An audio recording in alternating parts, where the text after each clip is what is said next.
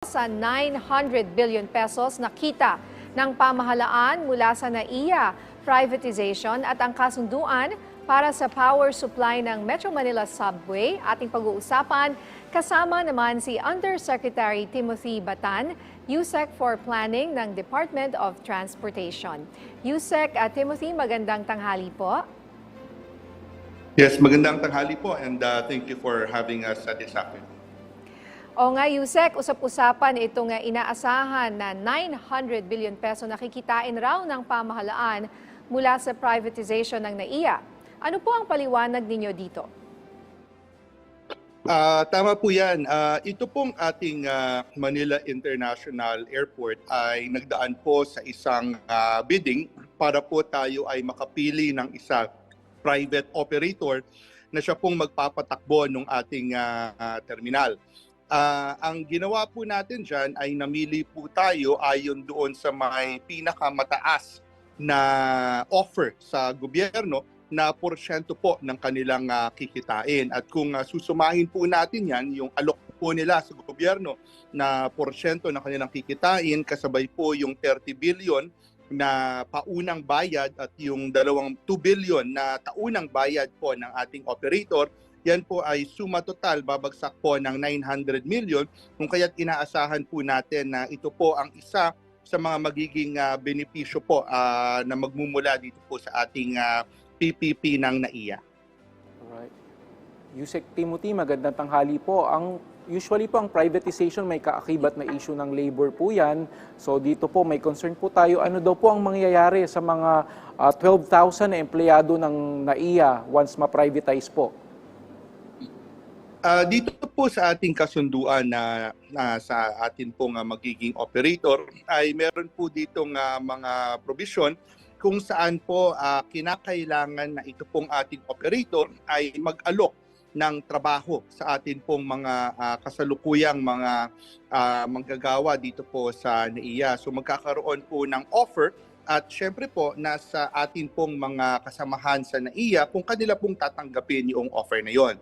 Ang isa pa po ay kaakibat po ng offer na yan ay ang improved terms. So meron pong dagdag na sweldo na kaakibat po yung offer na yan kung kaya't atin pong inaasahan na ito po ay magiging acceptable sa atin pong mga empleyado sa NAIA. So sir, sinasabi nyo sa privatization na ito, walang mawawalan ng trabaho sa ating mga nagtatrabaho dyan ngayon sa NAIA? Meron pong required na offer. Mag-offer po ng trabaho ang atin pong operator.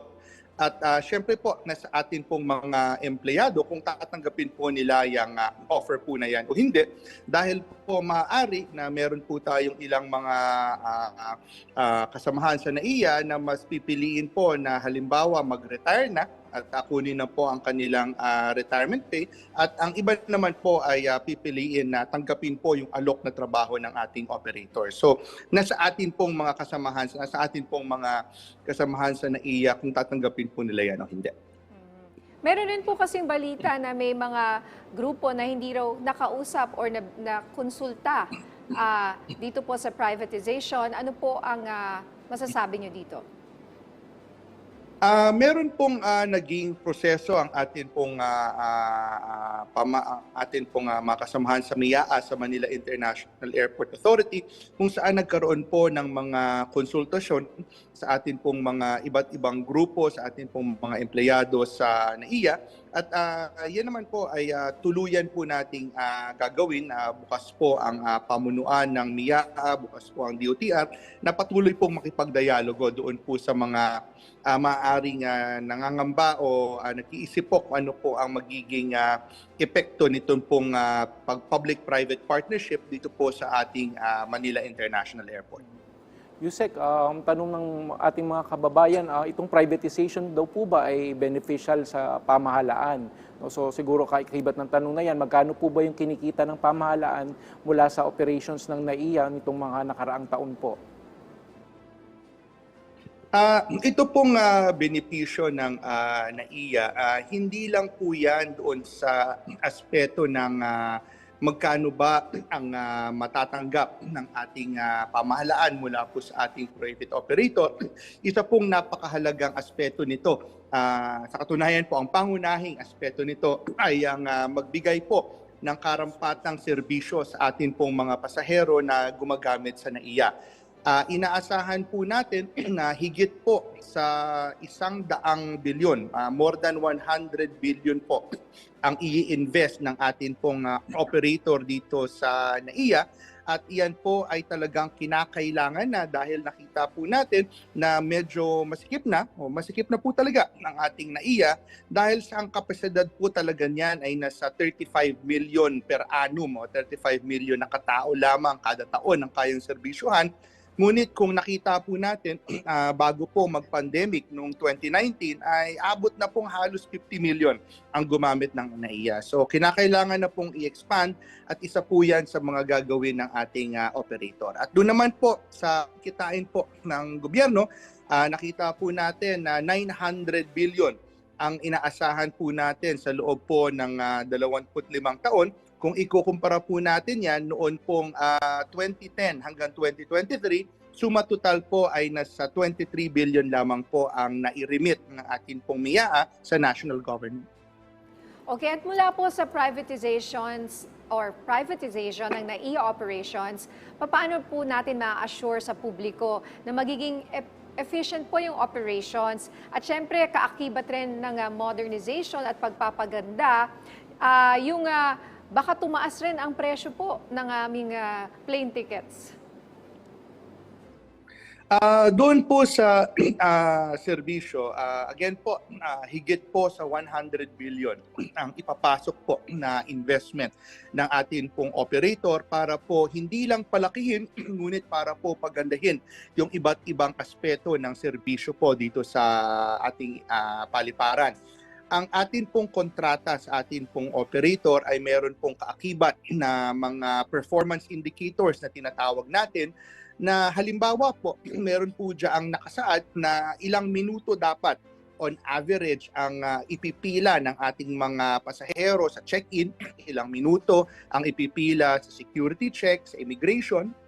Meron din po diyang nakasaad halimbawa na karampatang bilang ng mga upuan, availability po, dapat gumagana ang ating mga passenger boarding bridges, ating pong mga aircon, ating pong mga escalator, elevator ay dapat po more than 95% of the time ay operational at nandyan din po yung ating sa baggage handling halimbawa, dapat po ang bagahe, yung eroplano, pagka-park po ng eroplano sa ating pong gate, ay within X number of minutes, yung una pong bagahe dapat nasa conveyor belt na at yung huli pong bagahe ay dapat po nasa conveyor belt na rin. So yan po ay mga nasa kontrata. Nakasaad po yan sa ating kontrata sa ating pong operator at yan po ang mga susundin ng ating pong operator ng ating pong NAIA modernization project. Alright, Yusek, sa ibang usapin naman po, maaaring niyo po ba kami bigyan ng detalye, Yusek, sa nilagdaang kasunduan ng DOTR at Meralco hinggil sa power distribution sa Metro Manila Subway Project? Ito pong kasunduan ng DOTR po at ng Meralco, ito po ay siya pong magbibigay daan para po ang Meralco ay makapagtayo po ng kanilang distribution o switching station doon po sa depot ng ating Metro Manila Subway Project. At dahil po dyan ay atin pong mauumpisahan na yung iba't iba pong mga kinakailangang mga gawain, mga electrical works para po sa electrification requirements nito pong ating Metro Manila Subway Project. Kailan naman po, sir, inaasahang magsisimula ang pag-facilitate ng kumpanya para sa power supply and distribution ng Metro Manila Subway? Ito pong taon na to ay mag-uumpisa na pong itayo ng Meralco. Ito pong kanilang switching station at kanila pong distribution facility. At yan po ay inaasahan pong mag-interconnect na po. I-connecta dito po sa ating subway. Ito pong susunod na mga taon from 2024 po hanggang 2028. Okay, maraming salamat po sa inyong oras, Undersecretary Timothy Batan, USEC for Planning ng Department of Transportation. Maraming salamat po at magandang hapon po ulit sa lahat ng ating viewers at listeners.